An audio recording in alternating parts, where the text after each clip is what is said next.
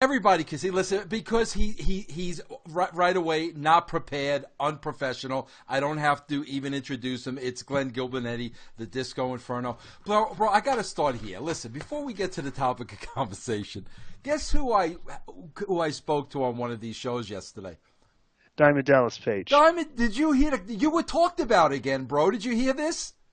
Yes, I did. I heard the first of all, our boy Marty Tude on Twitter. Whenever I'm brought up, he posts it on the Twitter for me. So he's on the YouTube, and he goes to the actual point where I'm brought up in conversation, so I could hear. And you guys buried me. I saw that. Bro, listen. Well, first of all, I mean, I just wanted a Page to confirm. He confirmed that everybody's allowed to the DDP Yoga Performance Center, but Disco Inferno.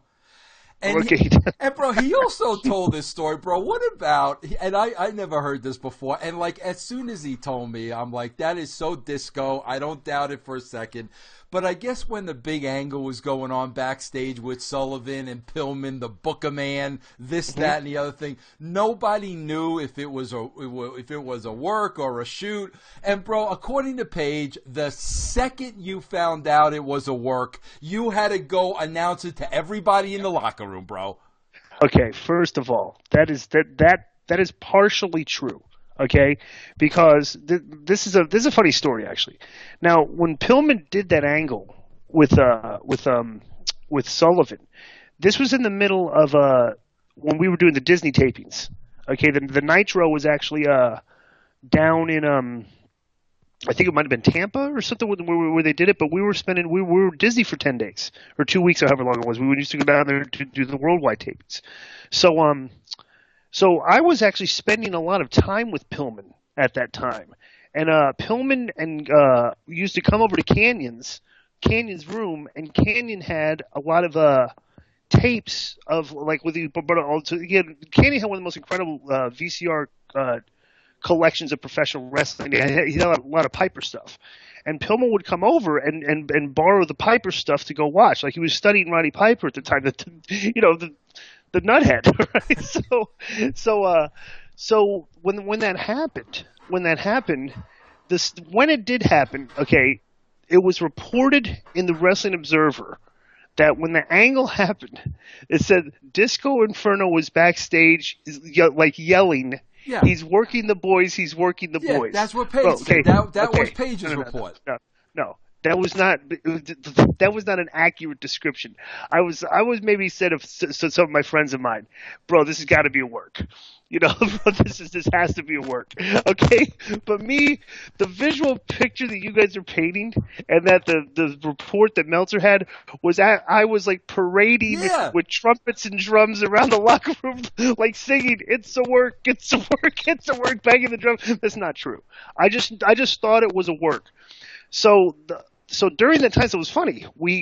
Everybody had the Big Show had a party at his house, okay, like a few days later, and we were showing the tape of Nitro with the thing happening, and Pillman was there, and it's like so everybody's in the room, and we're watching this, and Pillman's like got this smirk on his face. We're watching the tape of it, and like I'm saying, come on, bro, this is.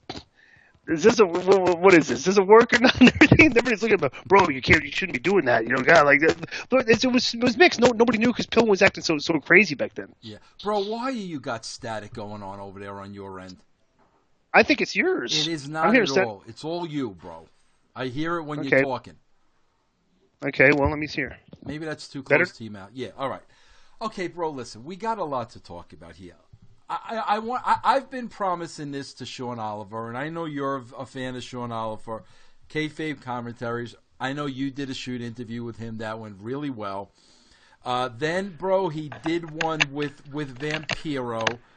He did one with Vampiro the same weekend that he did it with me. And I told Sean, me and you were going to sit down. We were going to look at this Vampiro DVD, and we were going to analyze it. So, bro, I want to have a disclaimer up top. Now, you could have your own disclaimer. My disclaimer is, before we get started in this, I want to make it perfectly clear. I love Vampiro. I've been entertained by Vampiro for years.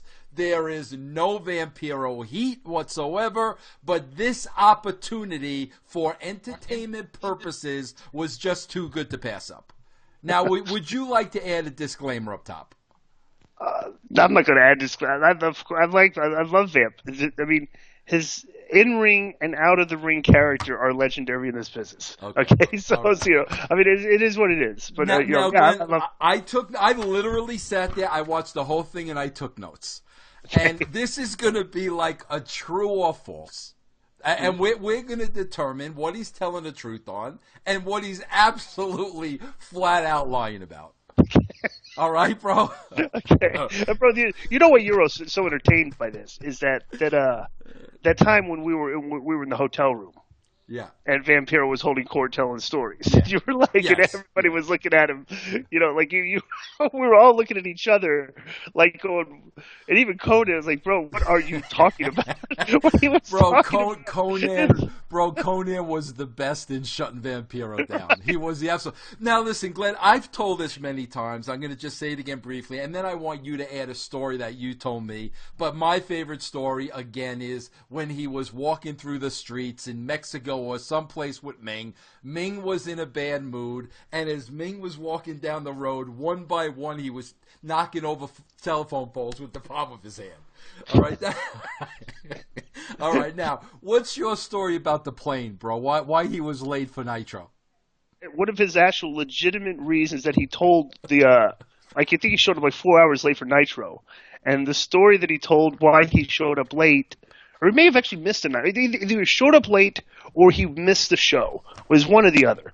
But his story, and he was sticking to it, he still sticks to it to the day he will die, is that the reason he was late is because the door of the plane fell off. Bro, I brought that up when I saw him, and he stuck to it. He absolutely stuck to it, bro. He is relentless in sticking to his stories. Well, here we go, bro. We got to determine each one of these true or false. Now, he told the story of, somebody asked him, why didn't you go to ECW and work for Paul Heyman? Okay? Vampiro said, and I quote, "I called Paul Heyman 156 times, and he never called me back." Now, bro, listen, I know Heyman's got a reputation of not calling people back, especially if he owed them money.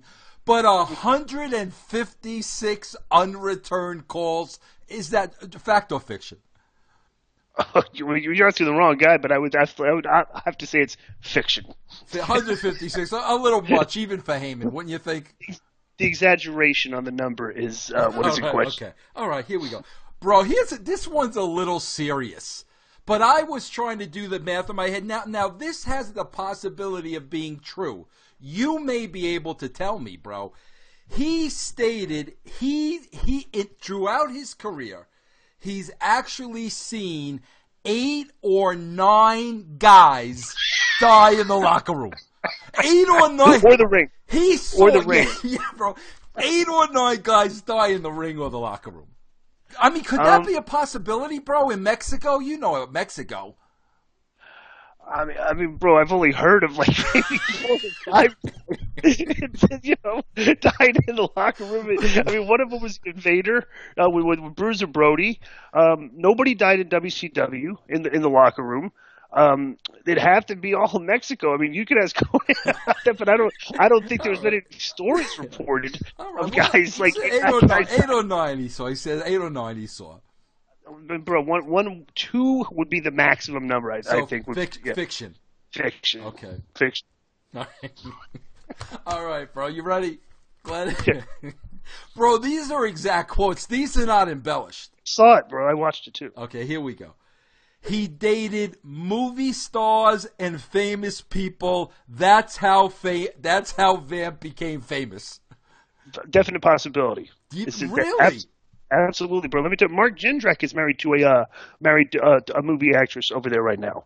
The Lucha Libre guys are big stars in Mexico. They're like all right. Okay. Yes, I would definitely have to say that is a definite. I would say it's fact. All right, But good. Okay. of course, the number is in question. The amount of he says that's all he dated was movie stars and actresses. Yeah. So I mean that could be fiction. I mean, I could see maybe. Well, you know what? Let's give him that one. Let's give him that one. So he's got 2 false and 1 true so far. Okay.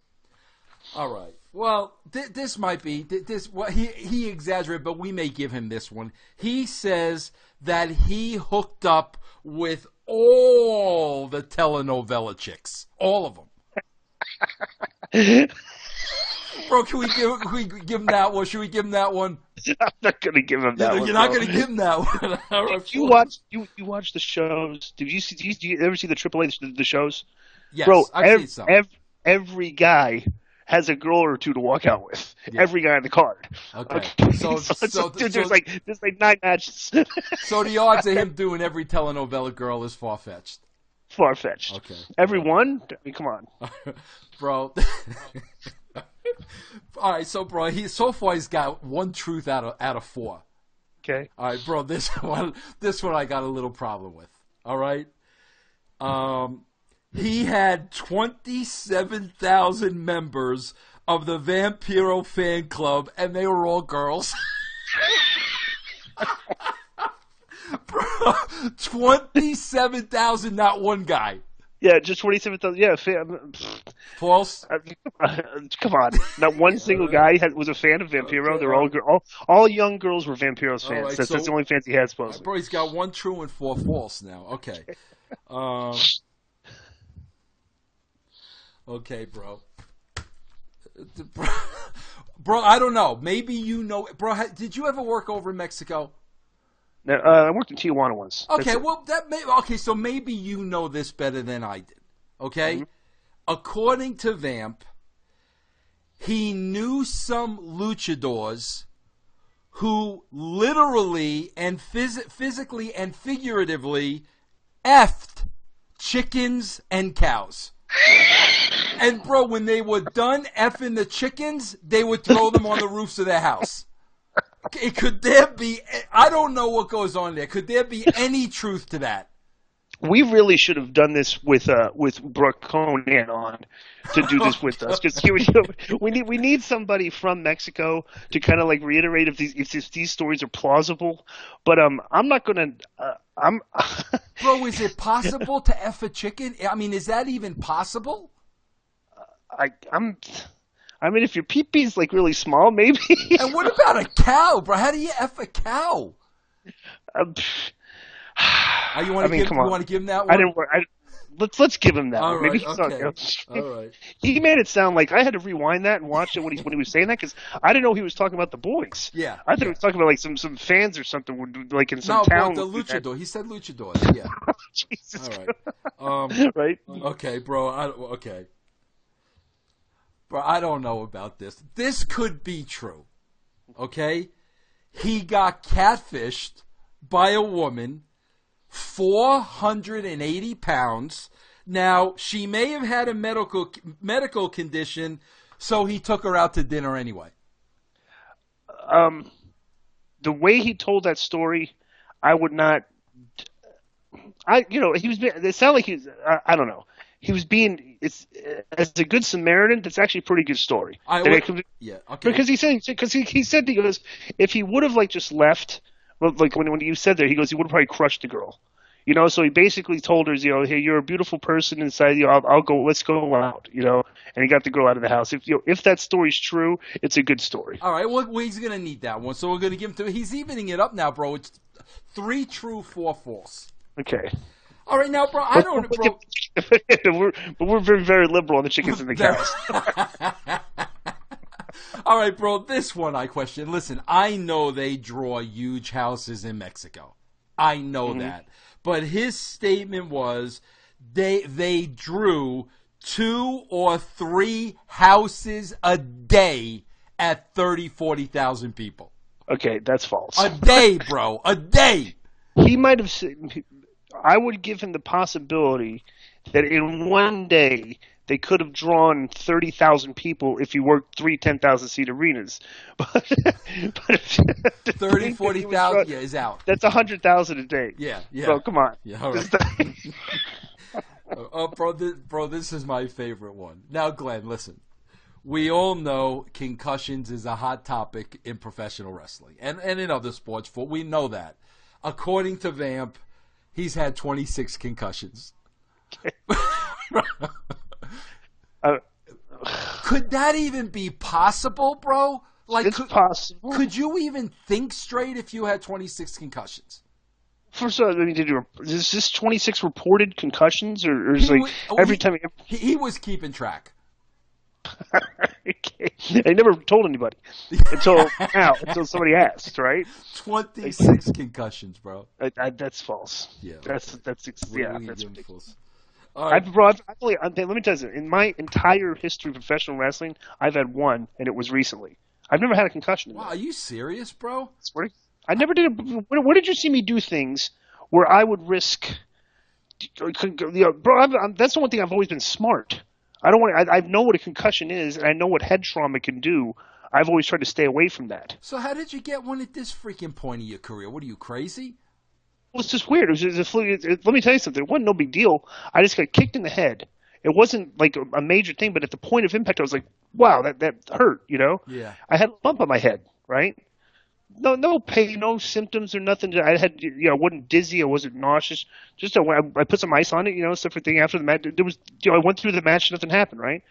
But when I got home, I couldn't remember the key code for my security code to get back in my house. Really, bro? And Holy crap! I wasn't dizzy or nothing. I wasn't having disorientation. I just couldn't think of it. So did you get checked out?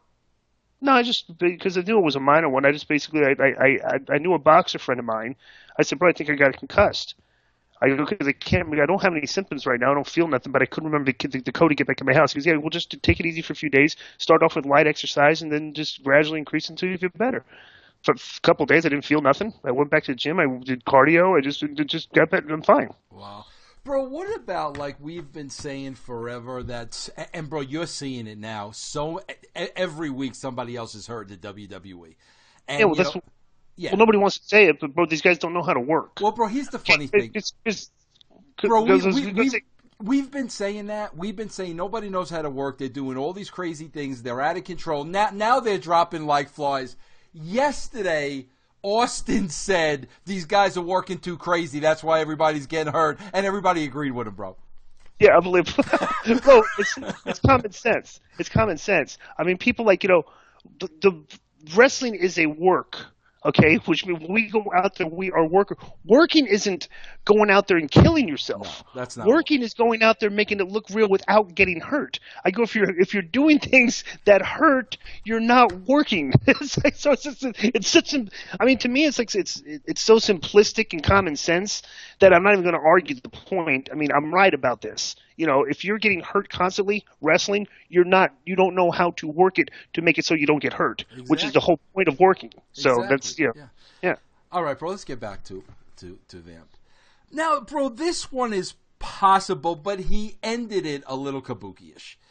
He says that he was drafted by the Montreal Canadiens in 1984, but then he had to add at the end that he was a prodigy.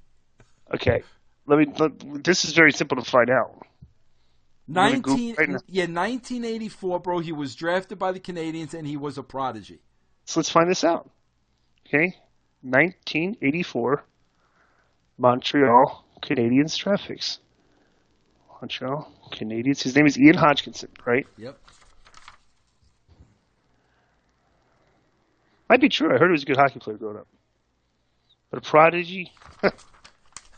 List of Montreal Canadiens draft picks. Here we go. We got list of Montreal Canadiens draft picks.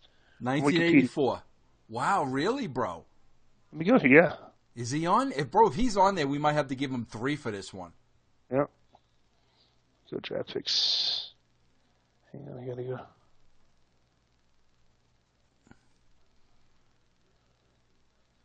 Wow, they're gonna have him here if he's in here. Really? Okay, this is good. Now, see, we're doing our research here, bro. Got all the draft picks right here. 1984. Okay, 1984. All right. Here were their draft picks in 1984. Okay. His name is Ian Hodgkinson, right? Yeah. Okay, you might remember some of these names. Peter Swoboda. Yeah. Shane Corson. Yeah.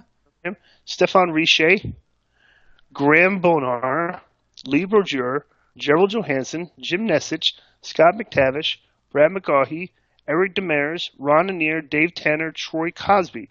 Wait a minute, there's a name I missed. What position did he play? Goalie? Yeah, I think so. And what was his name? Vamp's name? Ian Hodgson. Well, in 1984, the Canadiens drafted a guy named Patrick Waugh. All right, bro. Okay, all right. Well, we did a little research on that one. Okay, all right. Maybe he got drafted to the junior team or something. I don't know, but maybe he stretched. Maybe he played for the junior Canadians or something. Well, but he was a prodigy when he had been drafted by the junior Canadians. In 1984, they drafted their prodigy. The guy's name was Patrick Waugh. Okay. Right. Bro, what about this one? Now he starts getting crazy. All right. He's been involved in cults, voodoo, rituals, and witchcraft. Okay, yeah. What do you think of it? That's a lot, bro. Cults, voodoo, rituals, and witchcraft. Is that true or not? Yeah, what do you think? That's possibly true. Yeah, true. But now you need to get to the details of some of the. Okay, here we go. Some of the details. He was involved in Vodun, which is animal sacrifices. Oh, Jesus. Let me look at this. Vodun, bro. Vodun. Are you looking up Vodun, bro? Yeah, animal sacrifice. Good grief. Vodun. I mean, it doesn't even have. You can't even Google it. Vodun, maybe Voodun. Oh, Vodun. Vodun. Okay. Vodun. Oh, Vodun religion. Here we go. Vodun religion. So Vodun religion. It's a West African religion. Okay. It's African voodoo. It's practiced by the Uwu people of Eastern Benin people of Lagos and Nigeria. It is distinct from the various religions as the main source of religions with similar names. Okay, all these closely related faiths are synchronized with Christianity.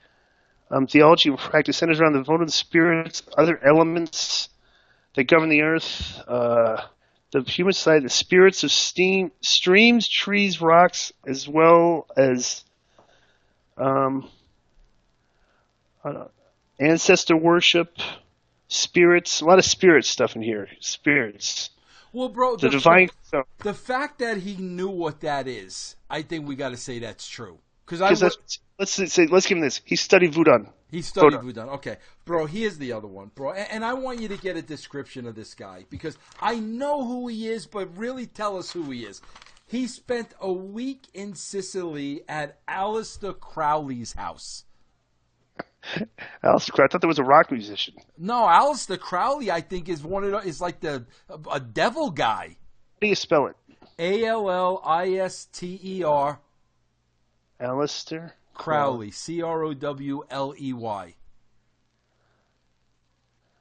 Aleister Crowley. Here we go. Aleister, it's A-L-E-I. Yeah. Oh, this guy's a weird guy. Yeah. Yeah. Tell us about. He spent a week with him. He said a week in Sicily. All right. So, well, it's interesting because the guy died in 1947. No, bro. yeah, bro. He's right. Aleister Crowley was born in 1912 and died in 1940. Let me see this here. Let me see. It says right here he's born October 12th, 1875, and he died December 1st, 1947. Well, maybe he meant that he spent a week in his house, but he wasn't there. Maybe it was his house. Maybe, but he was to just clarify things. He didn't spend any time with Aleister Crowley because the guy's dead. Yeah, I got it. Well, no, he said week in Aleister Crowley's house. So we never said specifically with Aleister Crowley. Okay. But who is this guy? He was an English occultist, magician, poet, painter, novelist. He was like in the cults and stuff. In the cults, yeah. He was a recreation. Crowley gained widespread notoriety during his lifetime, being a recreational drug experimenter, bisexual, and an individualist social critic. He was also labeled a Satanist because he had the title he was denounced in the popular press as quote unquote the wickedest man in the world unquote, and he was a Satanist that embrace the title of quote-unquote the Beast. So he spent time in his house, according to Vamp. I mean, is there like an Aleister Crowley? I don't know, bro. Maybe it's like Graceland. You could kind of go to Sicily and walk through it. Here, just Aleister. I'll Google Aleister Crowley's house. Aleister Crowley house. Bro, can you? Okay, yes. Aleister Crowley house. Yes, it's weird. Yes, it's Sicily. He said Sicily clearly. Okay, it's in No, this is in England, bro. Yeah. Bro, it's a Scottish. Yeah, it's in England. It's not in Sicily. Bro, can you imagine? Can you imagine if Sean Oliver was interviewing him and fact checking every answer on the spot? I don't know why he didn't. I don't know why he All right, bro. Now we get into some big ones. There are 2 spirits from Guatemala following him. Yes, that was okay. Is that possible, bro? Let's say it is. It's possible. If you believe in spirits following people, then yes, it's possible. Okay, bro. This one. Okay, I don't. Maybe you can know more of the details, but something about an Olympic-sized swimming pool that was a mass grave that there were 50 to 70,000 dead people in. He was right there. Okay, that's so you could take all of the people that went to see the, let's say, the St. Louis Cardinals in the World Series. Right. Well, killed them all, threw them in a pit. And threw them in a pool the size of the Olympic. Would it fit? I think that's probably a very distinct no. Bro, 50 to 70,000 dead people in an Olympic-sized swimming pool. Maybe 500. Bro, I could believe this. When he says he drank blood, I could believe that. Okay, let's give it to him. He drank blood. Bro, we get back to normal here, but I found this one a little far-fetched, okay? Apparently, Austin had him on his podcast. Mm-hmm. Right? And when the podcast was over, him and Austin talked for 5 hours after the interview. 5 hours, bro. Him and Austin after the interview. I mean, have you been on the Stone Cold's podcast, right? A while ago, about a year and a half ago. The next time you're on, just say like in a quote, say, "Boy, I wonder if Steve, maybe when this is over, I can spend 5 hours on the line with you like you did with Vampiro," and see what his response is. Bro, what do you make of this Vampiro character? He's so let me tell you something. Well, let me ask you this first. Is this like, because bro, you know how like you got a thin line between like genius and madman? Does this guy walk that line? Man, I don't know, man. The guy's bro. Listen, the guy is so fascinating that we're doing a podcast on him. Okay, I mean, so he's obviously one of the more entertaining people that you'll ever meet in your life. So, you know, I mean, he is who he is, man. Is there anybody else like him? I don't think. Who could you compare to him, bro? Nobody. You really can't. And bro, he didn't even get into, like, on my podcast, he got into, he was the bodyguard for Milli Vanilli. And then one night, either Milli or Vanilli couldn't make it, so he performed for him. So it was Vampiro and Milli. He got into this whole other thing they didn't even touch upon here. Oh, that's great. That could be true, though. He was in a band. Maybe he was in Milli Vanilli was his band. Bro, it's funny, Glenn, because I think you can pair up people in wrestling. Like, you could compare a Jim Cornette to like a Dutch Mantel, for argument's sake. Who can you compare to Vampiro? I'll compare him to somebody. Okay, and that I'll compare him to Paul Heyman. Okay, because basically both of them have stories where like they basically a lot of them tell tall tales, but they also have a pretty core group of people that are entertained by them, and they're very polarizing figures. It's funny when this came out, when his story came out, the buzz about it, bro. There's a lot of guys that don't like him, that don't like Vamp because they think he's full of shit. Okay, being full of shit is an entertaining quality. Absolutely. Because so it's like, I mean, whether he's full of shit or not, it's entertaining. It shouldn't make you angry like it does some of the guys in the business. Like there's guys that get upset about him. Just like, how could you be upset about this guy, bro? The funniest thing about the thing that I listened to is that is the heat that him and Conan had. Yeah, is incredible. Yeah, bro, they were the two biggest stars in Mexico at the time. Right, they were only like 24, 25 years old, weren't they? They were young, so it's like I don't know. I knowing the two of them today, and seeing how they've grown, like it matured over the years, I can't visualize the two of them. Like I could see Conan getting hot at Vampiro. I can't picture Vampiro being hot with Conan. Can you see that? No. You know what I'm saying? So, yeah. Bro, let me ask you this. You're a lot, I mean, obviously I know Conan and we're good, but you know Conan a lot better than I do. Does Conan tend to tell a tale or two? Not really. I don't think so. See, because that's the thing, bro. Like, they could say anything about what happened over in Mexico. How would we know whether it happened or not? How would we know? Yeah, I mean, they could tell stories, but Vamp stories go outside the box. Yeah. Like Conan's never told me a story outside the box, outside the logical world we live in. You know what I'm saying? So I'm saying? Maybe Conan's told a few tall tales about maybe how over he was, but I heard, he was super over, but I mean, I wouldn't be able to deny it. You know what I'm saying? But I mean, but Conan, like people just don't go where Vamp goes when he tells you these stories. Yeah. They're just like in places, like they just make you, like you just look at each other and go, what on earth are you talking about? Bro, what about maybe he's not, bro, maybe that's the whole thing. Maybe it's like we say what on earth. Maybe he's just not from Earth. Bro, what about when Sean Warren just basically said Vampiro's full of shit? Let me tell you something. I messaged a couple people on Twitter. I sent them private messages, and of the 6 or 7 people I said, "Have you seen the DVD?"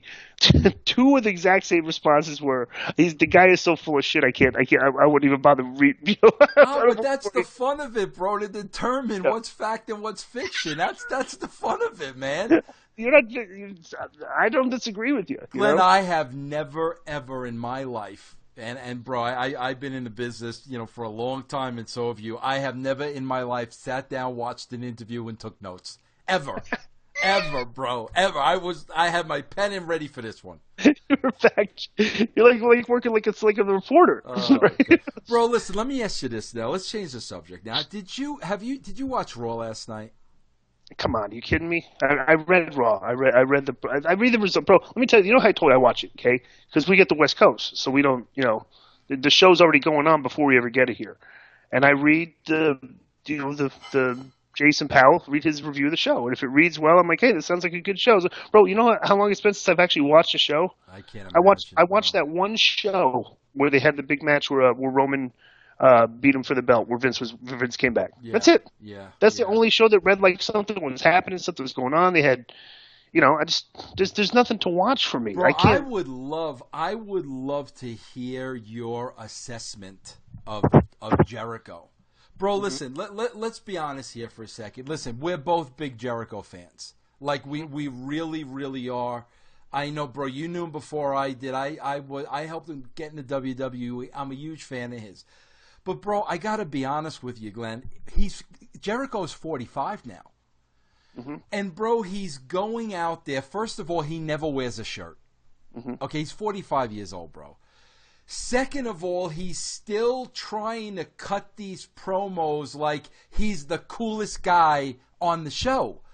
But the fact of the matter is, bro, he's 45 years old. And I think it's the combination of, bro, like he's back in time, literally, like where in his mind it's the Attitude Era, and he's 30 years old, he's wearing no shirt, he's trying to be cool, he's trying to be hip. And, bro, the talent he's in the ring with, he's not in there with The Rock. He's not in there with that caliber of a person. So the whole promo is left up to him. And, bro, I got to tell you, every time I'm seeing him in there, it's kind of, for me anyway, it's kind of killing the legacy he built up after all these years, because I never thought I would see Jericho fall so flat. Have you seen any of his stuff? I YouTube clip like some of the stuff. Like, yeah, I haven't gone back and watched the whole thing, but like I see I'll click on a YouTube clip, you know. Yeah. I mean, yeah. It's bro. I think it's just the product of what they're giving him. You know what I'm saying? I mean, honestly, I don't think he'd write a lot of those lines that he uses. You know what I'm saying? Yeah. And the fact that I've always said this. But Canadian people, there's just always something off about them.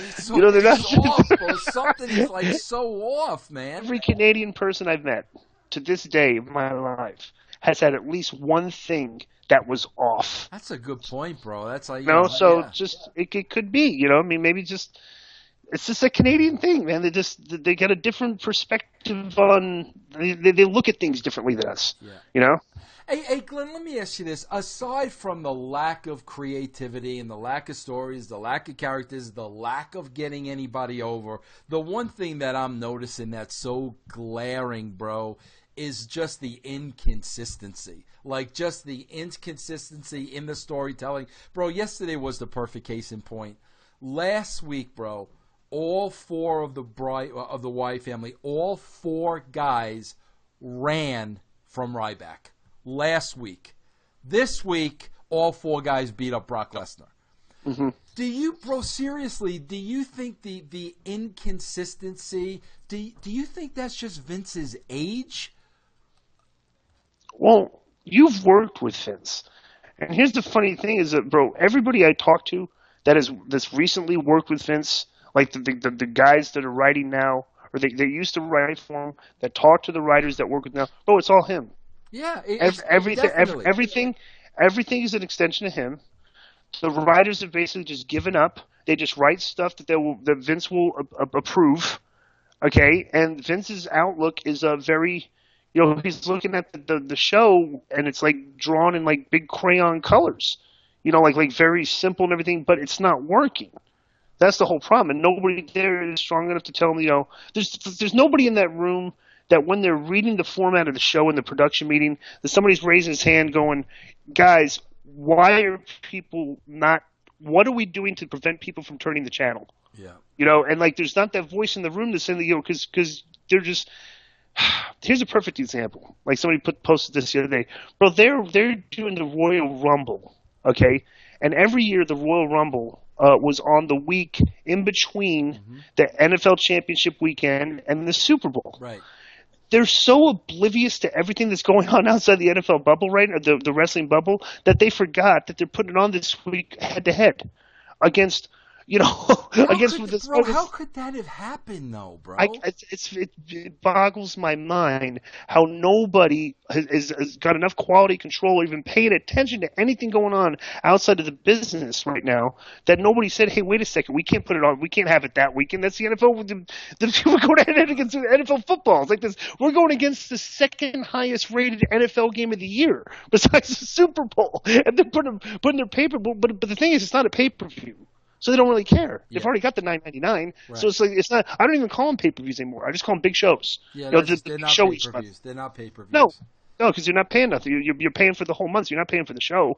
You're Bro, paying for I swear to God, last week there was something so elementary, Glenn, that like I literally like I had to say he's just oblivious. He's not in tune. Isn't even the word anymore. I don't want to say he doesn't know how to do it. He can't do it anymore. Bro, there was something so simple.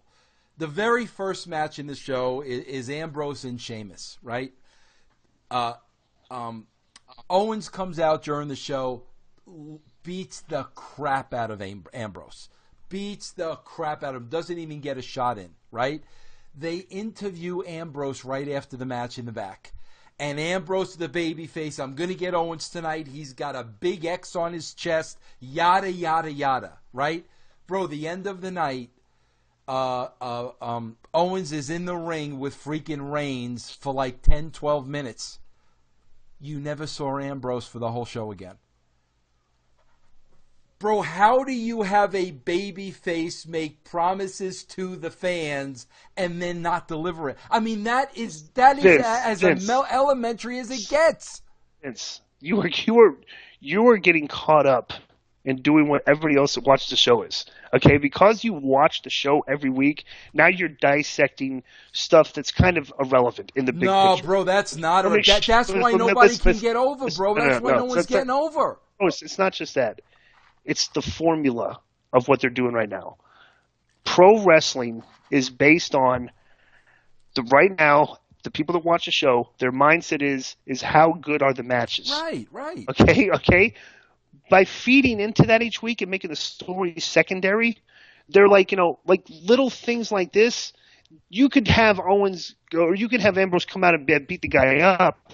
I go, but it's still not going to change anything. That's like a minor, tiny detail, a part of a huge problem that they have. But Glenn, to me, that's a separate huge problem because that's why they're not getting the characters over. They're not protecting the characters. That has nothing to do with everything being wrestling. When the characters have a moment where they're talking and they're not wrestling, they're not even being consistent with those characters. That's why nobody gets over. I know that. Everybody that watches the show knows that. But that's like an obvious problem.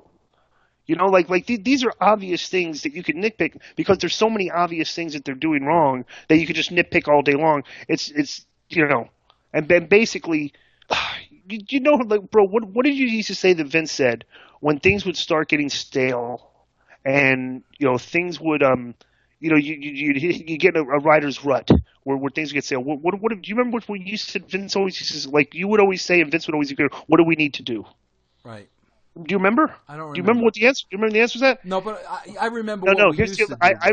What did you used to do? We used to do it. We used to do a couple of things, bro. First of all, in everything, how the Attitude Era started was everything was against the grain. When you thought we were going left, we were going right. So you could not predict anything. Real quick, right? Here's a simple answer to that: get out of the ring.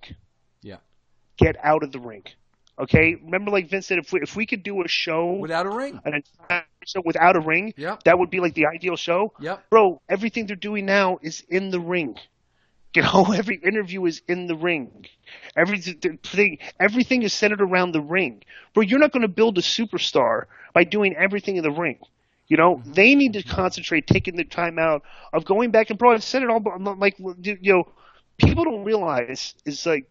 Everybody thinks maybe Daniel Bryan got over because of his work. Bro, when did Daniel Bryan start taking off? I've repeated this ad nauseum.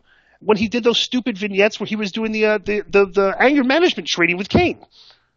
Remember those? I wasn't watching back then. Bro, it was this whole weekly thing of vignettes where he was doing anger management, where they were in a focus group every week. They were like, they were doing, and that was his role on the show, was doing anger management training, and the whole thread of everything he was doing in the ring while this was going on was how he's dealing with his anger management issues. From that point on, he started getting over. Okay, my point being is all you have to do is put guys in an environment and see if they can act and if they can entertain you. If a performer can entertain you, when he gets in the ring, he will be more over. Okay?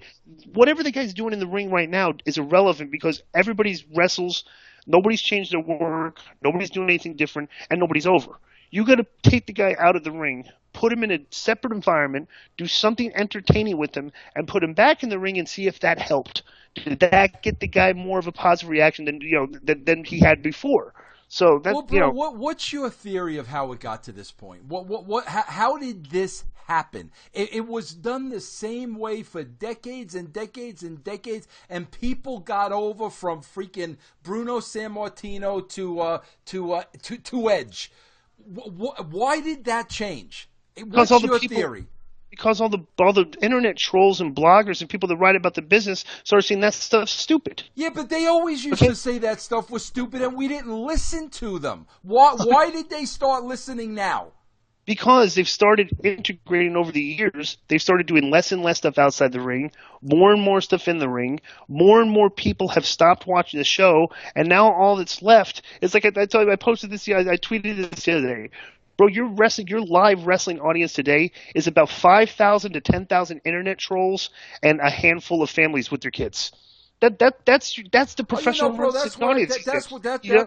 Here's how I explain it, Glenn. You got your bookends. You got the little kids that drag their parents along, and the other bookend on the other side are the internet wrestling community. The whole middle, the meat and potatoes, that casual audience that brought in the numbers and the money is gone. So all you got are the bookends. That's all you got now. Right. So if you're listening to people that are commenting about your product, who are you listening to? The only people that are commenting are the internet community, and the basic you could do. I could do a focus group right now, and pinpoint that your average wrestling fan is an internet troll. People that go on the internet, like the people, your typical wrestling fan, Vince, when you post an article or they write about something and they'll post it at WrestlingInc.com and there'll be an article, you go to the comments section and 95, but that's the audience. Those are the people there's usually one positive comment and 9 negative comments. So it's like, and all that they want to do is they want to see a good match. They could care less because they want to be able to think that they're like a good critic and they know what's going on. They know what a good match looks like because they've been educated to it. And that's what you got these days, a bunch of critics watching the show. Glenn, let me ask you this. I want to get your theory on this. Okay, to me, a huge problem in the middle of all this is NXT.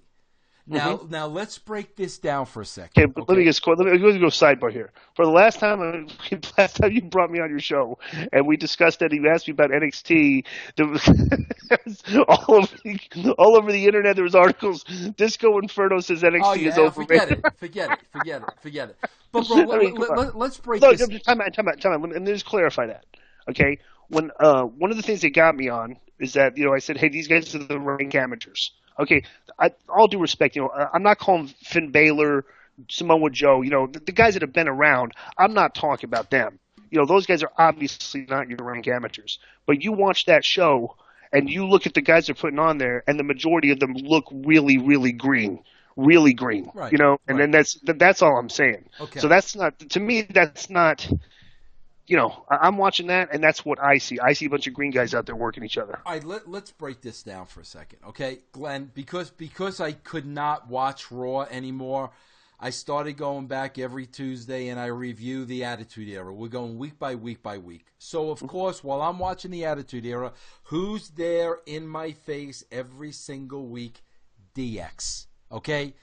If anybody knew how important characters were and skits and going to the WCW building and going to CNN, if anybody knew how important the entertainment aspect was, it was Triple H. There he was, front and center during the Attitude Era with DX when Shawn Michaels left.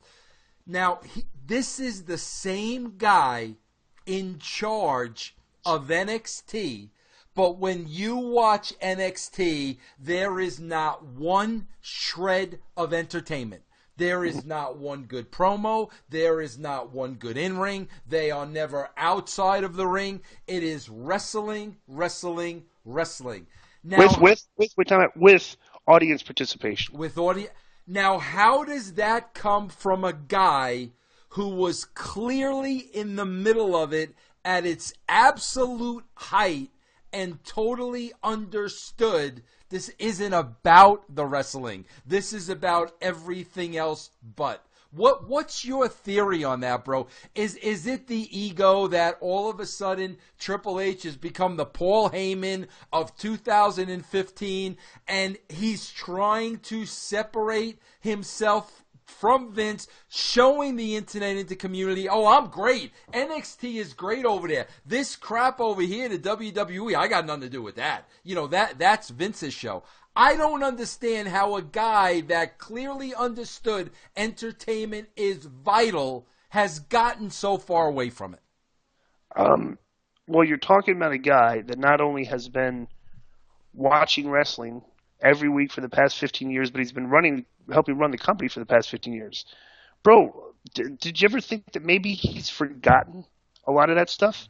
I haven't forgotten it because I haven't watched a lot of wrestling between 2001 and 2015. So my memories of wrestling are still the stuff that was over and the stuff that was good. That's very vivid in my memory. But when you watch it for 15 years straight, you kind of forget about the stuff long ago. Because I don't remember, bro, let me tell you something. I don't vividly remember as much stuff from 1985 as I do from 1995 and 96 and 97, 98. I remember old Horseman stuff and stuff, but I got to go on YouTube and be reminded of it. Okay? So maybe he's forgotten that stuff gets over. And like the people in the business today, bro, they'll use words like, well, wrestling, it's a different time. Yeah. You know, well, wrestling's evolved. Well, bro, evolved is not necessarily a positive word.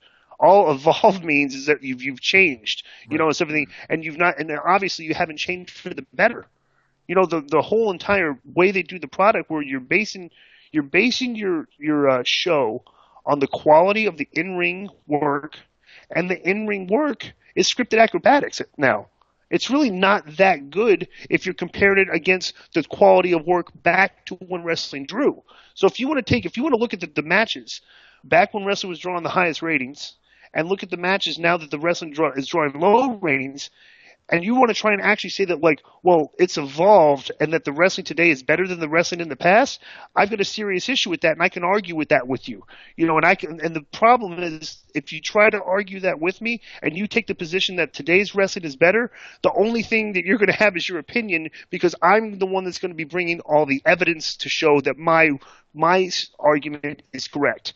Okay, so it's like, you could sit there and talk about, like, work these days and stuff, and, you know, like, skits are stupid and something, but you don't have any numbers to back that that's a positive thing. Yeah. All you got is show that those are examples of the failures of wrestling today, and the fact that people have stopped watching the show. Yeah. So, and I keep repeating this, you know, ad nauseum. It's at the point, you know, I'm coming across as the cranky old. Yeah, you and me. We're like, you know, but we sit there and look at it. But then you'll sit there and get on a podcast with a guy like JR, who still has a lot of respect in this business, and bro, he'll agree with us. Yep. He'll, you know, if he has people like us and then like telling him, you know, bro, the work back then, the work in wrestling has changed, not for the better. No, bro. You know, and he'll. You know, he would agree with you. You know what I'm saying? Bro, but meanwhile, Glenn, think about this, bro. Think about this. A guy like Iron Mike Sharp passes away yesterday.